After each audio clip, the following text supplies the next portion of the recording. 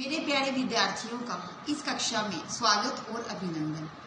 आज हम हिंदी भाषा का एक महत्वपूर्ण बिंदु उपसर्ग को पढ़ेंगे। उपसर्ग पढ़ने से पूर्व मैं आपको उसकी परिभाषा और हिंदी भाषा के जितने भी उपसर्ग है उनके बारे में चर्चा अपन करेंगे। सबसे पहले मैं आपको उपसर्ग की परिभाषा बता देती हूँ कि उपसर्ग वे शब्दांश होते हैं। उपसर्ग शब्दांश का मतलब होता है शब्द का अंश। उपसर्ग वे शब्दांश होते हैं जो किसी शब्द के पहले लगकर, जो किसी भी शब्द के पूर्व में लगकर उस शब्द का अर्थ परिवर्तित कर देते हैं, उसे उपसर्ग कहते हैं। जिस प्रकार एक शब्द है हार। हार का मतलब होता है गले में पहनने वाली माला, या पराजय को भी हार ही कहते हैं।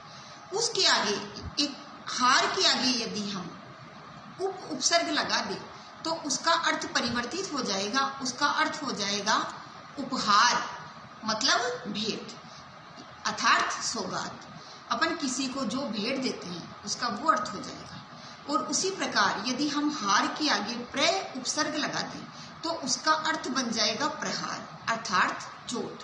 किसी को चोट पहुंचाना, किसी पर प्रहार करना, ये मतलब उसका हो जाएगा। तो बच्चों, उपसर्ग का आशय ये होता है कि किसी भी शब्द, उपसर्ग वे शब्दांश होते हैं जो किसी भी शब्द में, किसी भी शब्द के आगे लगकर, किसी भी शब्द के पूर्व में लगकर उसके अर्थ को विभिन्नता प्रदान करते हैं, उसके अर्थ को परिवर्तित कर देते हैं, उसे उपसर्ग कहते हैं। अब मैं आपको हिंदी के कुछ उपसर्ग बताऊंगी और उन उपसर्गों से अपन और भी अन्य शब्द बना सकते हैं, उसकी चर्चा अपन इस वीडियो में करेंगे।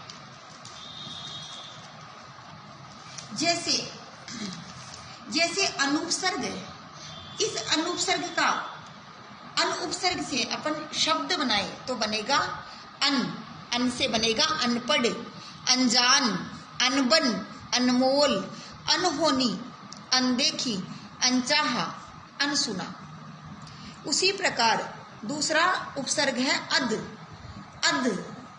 से बन जाएगा अधमरा, अधपका, अध जला, अध गला, अध कचरा, अध खिला, अध नंगा। तीसरा उपसर्ग है ऊ से बनेगा उचक्का, उजड़ना, उछलना, उखाड़ना, उतावला। चौथा उपसर्ग है उन से बन जाएगा 19, 29, 39, 49, 59, 79। पांचवा उपसर्ग है आऊ से बनेगा अवगुण, अवघड़, अवसर, औघड़, अवतार। छठा उपसर्ग है कु से बनेगा कुरूप, कुपुत्र, कुकर्म, कुख्यात, कुमार्ग। बच्चों, मैं आपको एक बात और स्पष्ट करना चाहती हूँ। यदि आपको एक शब्द दे दिया जाए और आपसे ये पूछा जाए कि इस शब्द में कौन सा उपसर्ग है, तो आप कैसे बताएंगे?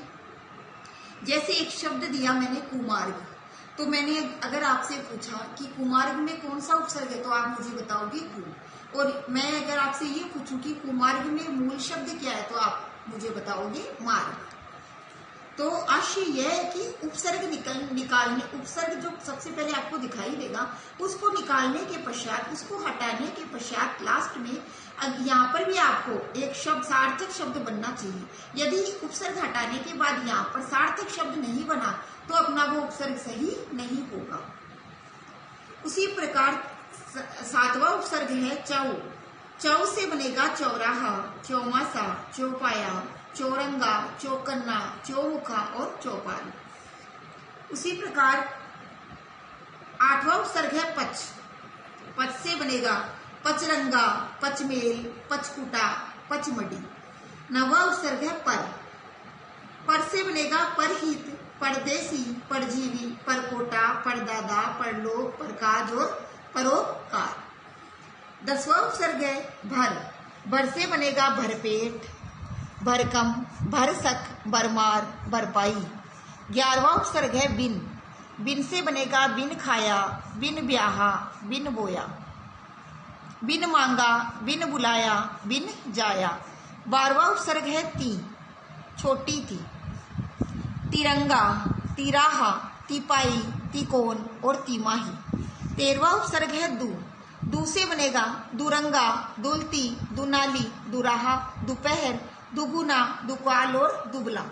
14वां उपसर्ग है का से बनेगा कायर, का पुरुष, काजल। 15वां उपसर्ग है से से बनेगा सपूत, सफल, सबल, सगुण, सजीव, सावधान, सकर्मक। 16वां उपसर्ग है चीर। चीर से बनेगा सदैव, चीर से बनेगा चिरकाल, चिरायु, चीर यौवन, चीर परिचित, चीर स्थायी, चीर स्मरणीय, चीर प्रतीक्षित।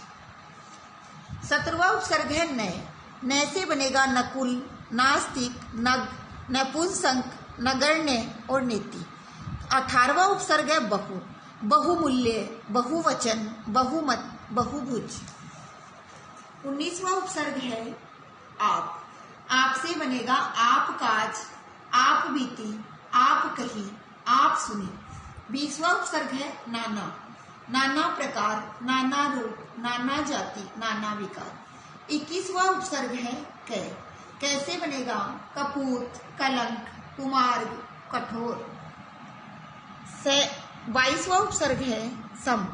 सम से बनेगा समतल, समदर्शी, समकोण, समकक्ष, समकालीन, समचतुर्भुज और समग्र। तो इस प्रकार बच्चों मैंने आपको अपने इस वीडियो में आपको उपसर्ग बताए। अब आप इनको अच्छी तरह पढ़े और इनको और अधिक जानने का प्रयास करें। इसके बाद में जितने मैंने आपको शब्द बनाए उससे अलग भी आप शब्द सोचकर उसको लिखें और पढ़ने का प्रयास करें। मैं मिलती हूँ आपसे जल्द ही अपने अगले वीडियो में। तब तक आप इनका अभ्यास करें। धन्यवाद।